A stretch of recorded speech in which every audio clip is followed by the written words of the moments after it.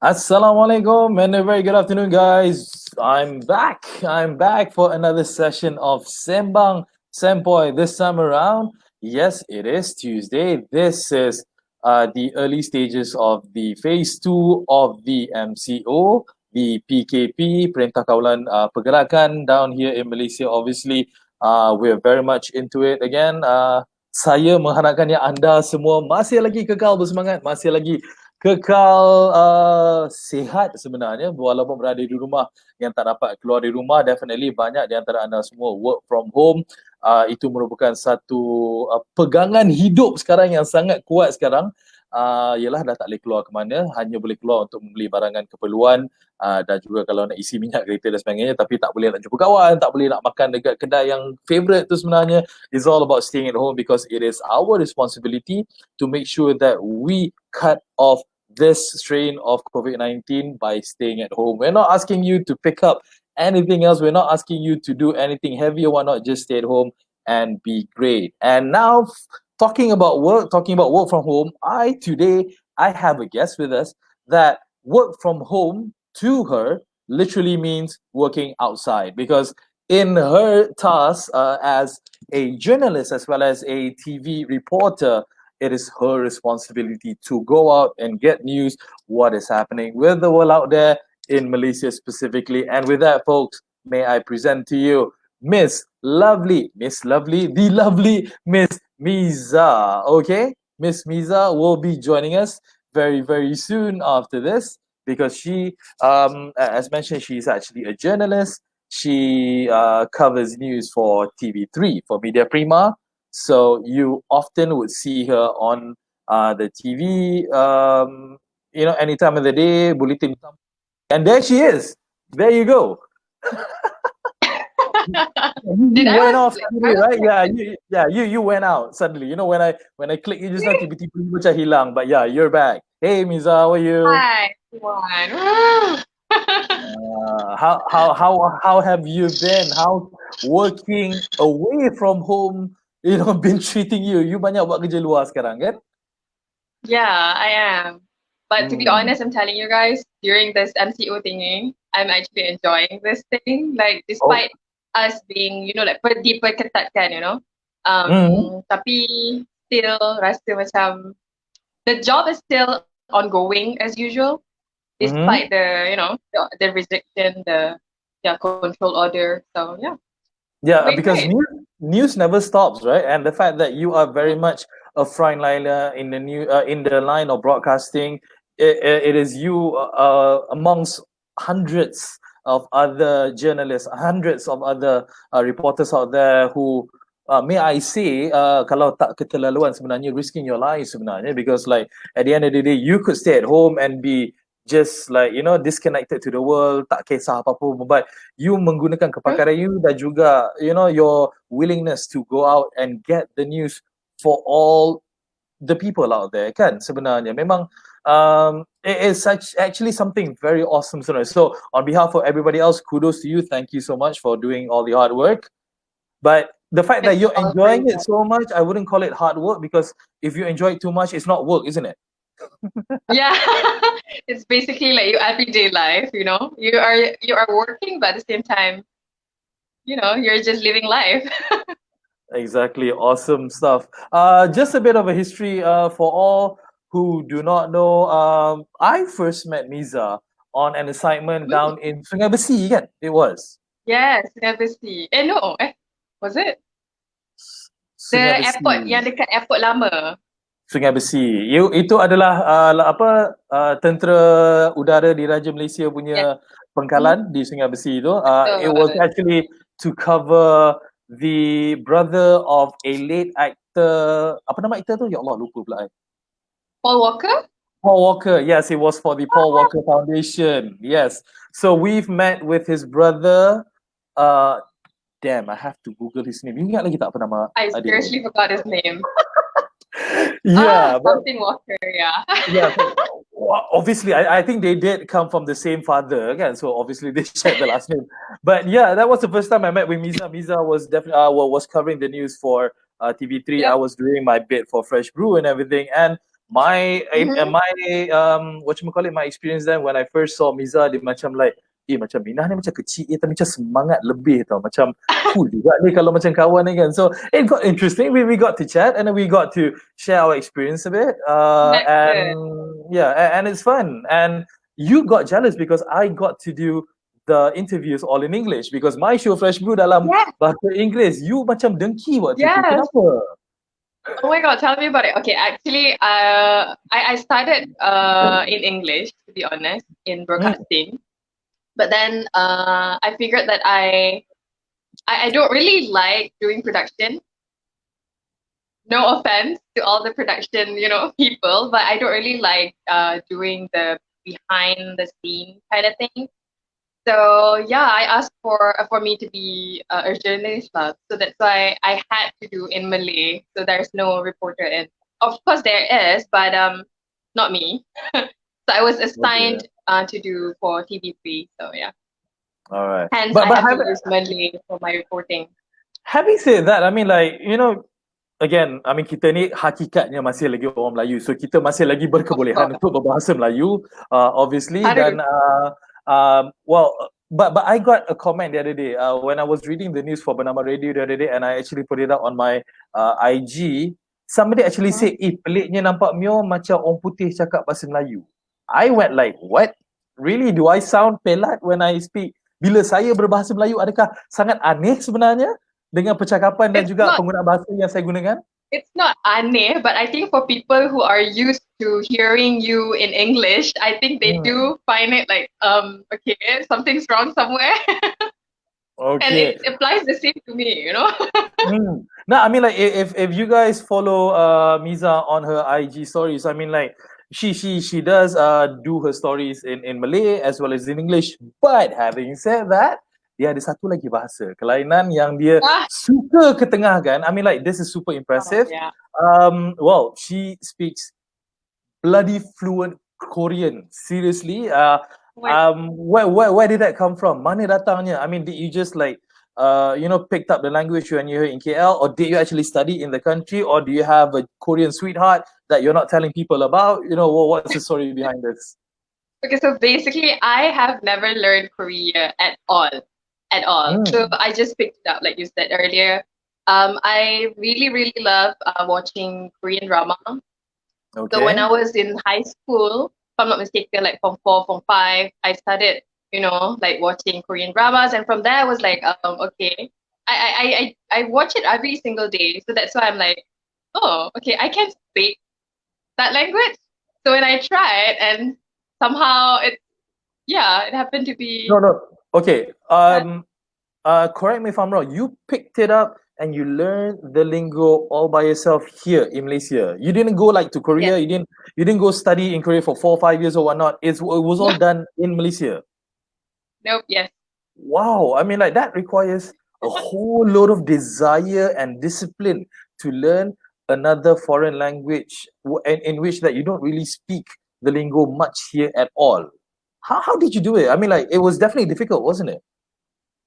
To be honest, in my case, I feel like if you are interested in that language, I think it's like, it's kind of like, how to say, it's kind of like you can do it like without you even know it. If you get what I mean. Dia semangat lah. Kalau you semangat nak buat benda tu, dia tak kisah susah ke tidak, you mesti boleh buat juga. Sebab you minat. Sebab you memang interested. Sebab minat tu. Betul. Sebab minat kan. Lah, berbezanya kalau aku dah cakap macam bahasa Melayu bicara wara lah kan sebenarnya. Tapi like perbezaannya kalau you terpaksa. Exactly, right? I don't know. Saya boleh berbahasa Melayu, jangan risau.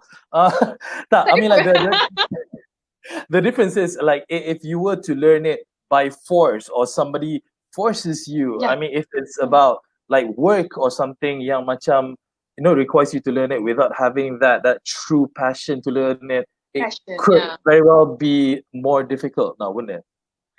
I don't think it's gonna work for me. I'm not sure if for you guys, but like, I seriously think it won't work for me because Korean, seriously, I love everything about Korean. The culture, the people, the language, the drama, everything about it I love. So that's why for me it's easy to pick it up. Okay. And Yeah. you've definitely been to Korea for a vacation holiday? I've been once, and that was when I was an intern. So Okay. that Were was you like able the to first speak then? ever case, for Media Prima, that they Okay. sent an intern to go to cover Wow. an event there. So Itu satu I'm honored, penghormatan tu and I was sebenarnya. so Exactly, lucky. exactly. Huh. So But were yeah, you able to so speak then I've been one. when you were an intern? Were you able to speak Korean then? Okay, actually, I wasn't just an intern there. I wasn't just a reporter, but I was also a translator, because for them, Wow. they don't really understand. So that's why when I speak, they know that I can speak. So they basically speak with me, and then I translate it to the to lah. Yeah. So sebenarnya they didn't just really send you over there lah. They sent you with the purpose lah. The fact that you can speak the lingo. So it wasn't just a free trip penghormatan nak bagi dekat budak intern ni untuk pergi ke Korea lah, because you had to do work lah, right? Of course. Okay. Now But what about you in yourself? What about you yourself? I mean, I think I'm not the only one who can pick up a language by myself. So can you tell me more? How do you know Germany? Well, first of all, Germany is the country. The language is called German. Just wanted to point that out to you. Mhm. No, I'm just kidding. Well, I the reason why I picked up the language is because in my case I was forced to, because I went to study there quite a while back. This was way back in Oh, 2002. I was sent to Germany with a bunch of people. We were a bunch of JPA scholars over there. We continued our studies over there. So like you had the passion to learn Korean, but for me, I had to learn the lingo because I just had to, because that was the language medium should you want to study in Germany. So I obviously had to pick up the language by hook or by crook. So learning there, living there for 8 years required me to have German as my as a lingo, in which that all my exams, my lectures, my exams, my my presentation, my lab work, every single thing was all in German. My final year presentation thesis was this thick, and it was all in German. So yeah, so that's why I picked it up. It's not purely because of passion, but having to stay there for the first year or so, I got to realize that it is actually super interesting to learn another language, not just because you have to, is because that it teaches you to be a bit more creative and the ability to actually speak with the locals. People like us, Miza, kita memang tak boleh hidup tanpa bersembang dengan orang. So bila I dekat good. Oh negara my God, yang tak yes. boleh nak cakap dengan English ataupun bahasa lain tu, so I had to speak the lingo for me to be able to converse with them. Kalau tidak, serious mati kutu. I would die. I would have died in Germany not being able to communicate or to socialize with people. Hence why right now I'm getting shivers like menggeletar, because right now MCO macam tak boleh jumpa dengan orang kan. So yeah, that's my thing. But I yeah, feel you. that's how I picked up my lingo. Okay, Misa, I do want to ask you in your line of work. But before that, I just want to share with you a comment somebody actually gave out. I believe this is your friend, Rusdi Gemajli. Bagi salam dekat you. You know this guy? Oh, Waalaikumsalam. Okay. I don't think it's So my friend, but yeah. yeah, I don't think he's my friend, so he must be yours. Usually it's like that. But no, okay. Coming back to your line of work, yes. As what we mentioned on top of at the beginning of the show, you macam banyak keluar. Kerja you memang kena keluar, interview dengan orang, interaksi dengan orang berkenaan dengan this PKP within this MCO period and everything. How has that experience been for you as a journalist as well as a Malaysian during these testing times? So I can say that um okay, suddenly I went blank. Okay, I can say that I had a lot of like sweet experiences like with all the officers as like police, right? But I memang cover pun macam dengan police and all the datuk-datuk whatnot, right? So I think during this MCO thingy, in a way, it's like strengthening our bond more, because we feel like we're friends doing this together in a way. And Okay. if we have like something that we have to cover, like at certain place, we already have a context. Like, aku nak datang ni. So be prepared with your question, with your answers and whatnot, we give them Okay. heads up. So I think it works that way. I think it's more like good experience than bad luck. Yeah. All right. And which roadblock have you covered so far? Area mana yang you dah cover for the news? Brickfield, Okay. Brickfields dengan I think Surian. I think those Surya. two. Surya is just beside your office anyway. It's just like there. Yeah, that's So why. and Brickface as well. So in comparison between Brickface and Surya ni, in the early stages when they started out the roadblocks and everything, what kind of what kind of things that you have seen from Malaysians themselves when they were driving in, dia orang kena tahan dengan polis, dia orang kena budi bicara dengan polis and everything. Have you seen funny cases during these times? Anything that you might want to share? Ada benda-benda yang pelik-pelik ke yang terjadi? To be honest, it's not pelik, but to a certain degree, I find it like the reason, I'm not sure if it's reason, but it's excuse yang diorang bagi tu I rasa macam okay, Malaysians are better than this in a way, something like that. So bila macam diorang kena tahan tu, the reason that they said okay, nak pergi beli makanan, you know what I got like from the police officers, right? They said kadang-kadang tu bila tanya kenapa, diorang akan cakap sebab saya teringin nak makan ni, so saya nak pergi kat tempat tu nak beli makanan tu. During this MCO thingy, I didn't know that Malaysians can be creative with their excuse, by saying that they crave for something and they really want to go for it, You can just grab food or whatever. I'm not trying to yeah. So that's what happened. No, I cannot really fault the Malaysians who actually give out these excuses because believe you me, right now, even kadang-kadang pun I duk mengidam nak pergi Village Park kan. Granted, that's Grab yang boleh hantar sebenarnya. Tapi, nothing beats the excitement of just like going there. Not just going there. I think you know how Village Park is. First of all, you kena beratur banyak nak gerak and then like duk kecoh nak check parking semua and everything kan kalau Village Park Damansara Utama tu. So, the experience I guess is like that and kita ni kan, we Malaysians, we are quite blessed with a lot of foods and everything. It's just that we have to go a bit further to get the nice foods and everything. Kampung Baru have their own sets of delicacies. Kalau pergi Ampang ada an array of choices. Even belah PJ pun there's thousands of things that you can choose from. I guess it's just because I think pada peringkat awalnya people are just not accustomed to not able to do such things kan. Mungkin it didn't go into their heads like quite strongly in regards of why they need to stay at home. Any other weird excuses that you have heard of during this? To be honest, I find it weird, that thing that they are craving for something and they want to go to buy during this MCO, like nak lagi kan. I know, I get it, like of course lah. During this MCO lah kita ada cravings macam-macam. But at the same time, I mean, it's critical as it is. So I find it like that's like the weirdest that I found lah. Nothing much.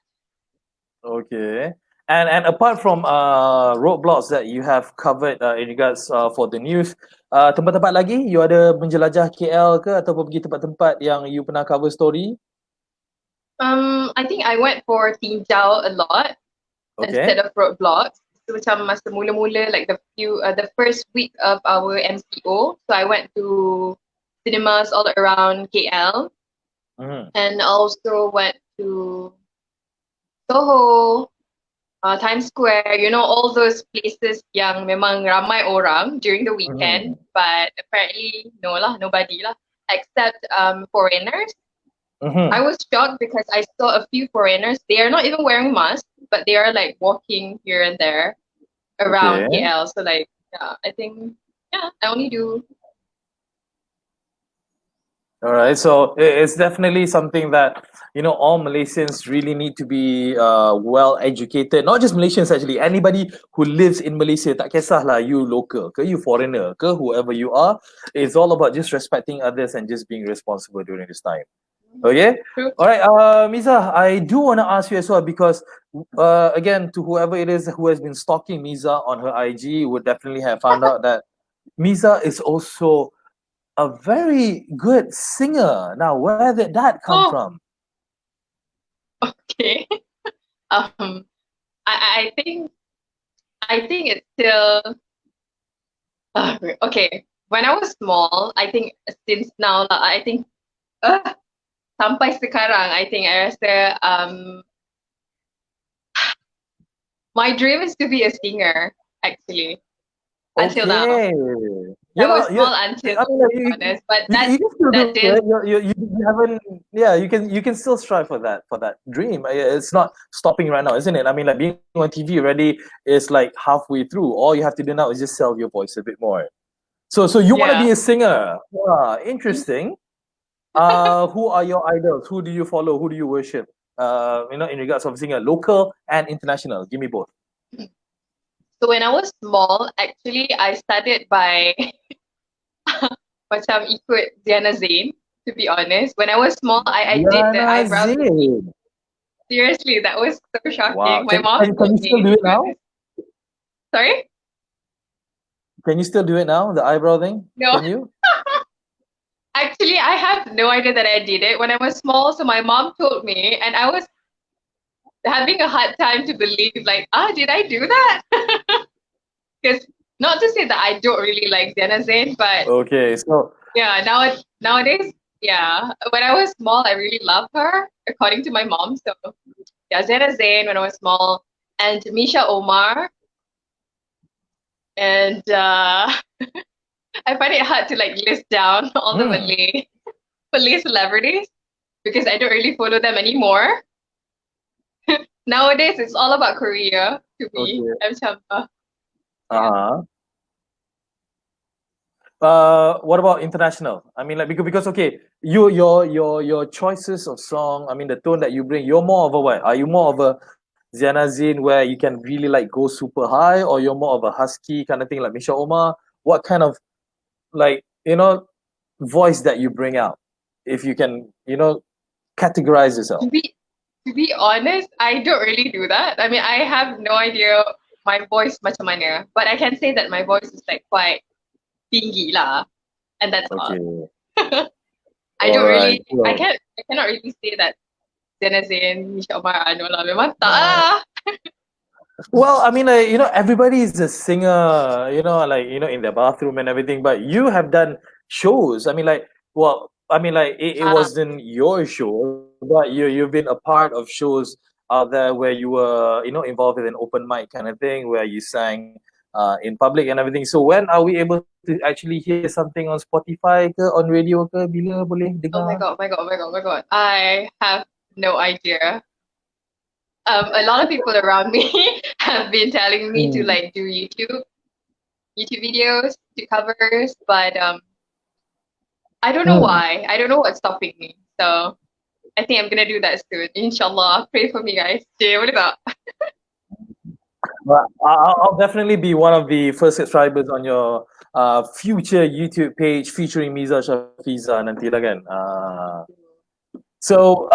Yeah, singing has been one of passion. Speaking Korean language is also another. So what else have you been doing when you're actually at home and not doing work during this MCO time? Do you actually have some other sorts of passion, or are you very much a cat lady? You play with cats at home ke? Ataupun I don't know. What kind of a person are you at home? Oh my god, I hate cats. I actually I've been doing the same thing as what you guys are all doing because for us reporters, it's just not hard, but it's just rare for us to stay at home. So when we stay at home, we literally do nothing. So as for me, Mhm. I'll always watch Korean dramas. I find myself time to like watch Korean dramas and then sing and then talk to myself. By the way, do you talk to yourself? Just a random question.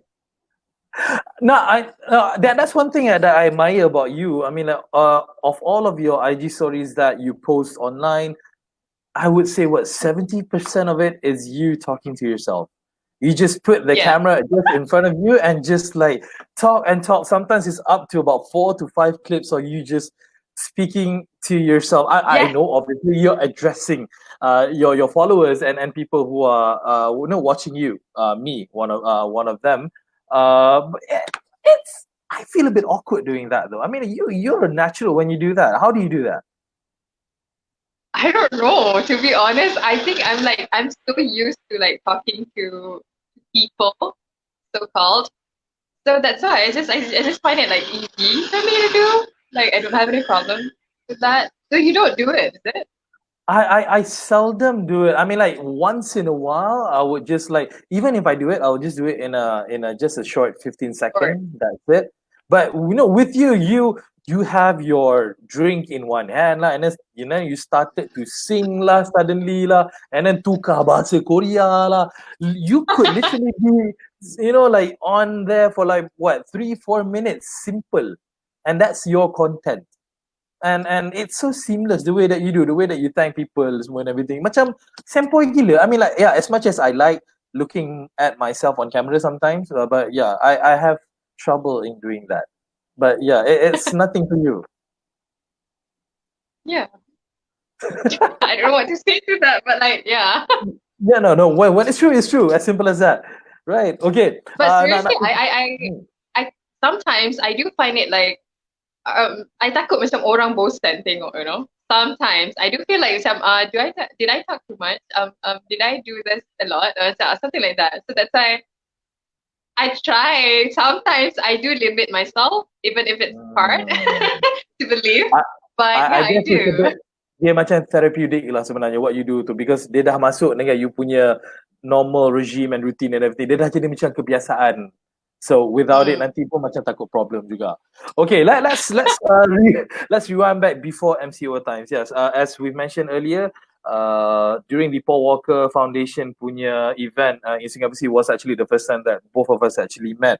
I believe to me that was one of my better experience in covering a story and everything. But for you, what are the kind of stories that you have covered before? Yeah, you memang macam, wow, I love doing this work. I can't believe I'm talking to this person. I can't believe I'm here right now. What one single story yang you cover yang macam like super wow? I think it's simple when it comes to me because if people know me, people know that I really love Korean. So anything got to do with Korean people. So if I get to like go to Korea or maybe like cover an event that's like organized by Korean people, so I think that's like, oh my god, I can do my reporting in Korean. I can speak in Korea. I think that thing is for me is like so big. And but then I have this one experience that I really, really until now I rasa macam I was I am known with this story. Gitu. Okay, So what story is that? at the office lah, not publicly at the office lah. So people are still talking about the thing. So I think yeah, it's when I covered zombie, the Genting Highlands, somewhere at Genting Highlands. Okay, The yeah. attraction, I one of think the I know which event was that. Yeah. Okay. yeah. So when I did that, people at the office are like, they are still talking about it now. So I think that was impactful in a way until now. So yeah, that's like my most memorable story that I find like wow, memang wow lah. Is it because that you mengamati menjadi seorang zombie ataupun you dah kena faham dengan zombie ke kenapa? Why was that experience different and like memorable until now? First, because I spoke in Korean. Duh. Second, because I get to feel being a zombie, even if it's not. Memang lah, macam mana ada zombie muslimah. But then the makeup and the feel macam I dekat tempat yang memang zombie saja yang ada, so called. So that thing, I feel like that's like 1 in a million punya experience lah for me. That's why. Oh, okay. So you were part of the crew lah. You literally had your makeup on and you were part of the whole gang becoming a zombies and everything lah. Well, maybe And you what's can test that interesting and and what's interesting that I still remember is that I had to wear the contact lens, the white contact lens. Actually, that's like glowing in the dark contact lens style. So when you wear it, you cannot really see properly. But when you're at the place inside that it's super dark. So when you're in that place, you can see clearly. So that's what zombie. That's how zombie see things. wow, So it's kind of interesting. interesting. Very much so. Super interesting. So, okay, Meiza, Okay, so seronok jadi hantu juga lah you. Okay, fine. All right, we're almost running out of time, Meiza. So maybe last words, what you want to share or tell people at home, whoever who is watching us right now, anything that you want to share before we go? I didn't get to introduce myself in Korea, so I'll do that now. By all means, please have at it. Okay. 네, 안녕하세요, 여러분. 내 이름은 미자예요. 그리고 이 라이프는 너무 즐거웠고, 그리고 your face, oh my god. I get that a lot. 그리고, 여러분, 집에 하실 때 그냥 조금, 앉았으면 지 말고 그냥 너무 막, 그냥 요리할 때 아니면, 운동할 때 그냥 즐거운 하루를 보내세요. 네. What about you? Vielen Dank, Meiza. Das ist alles.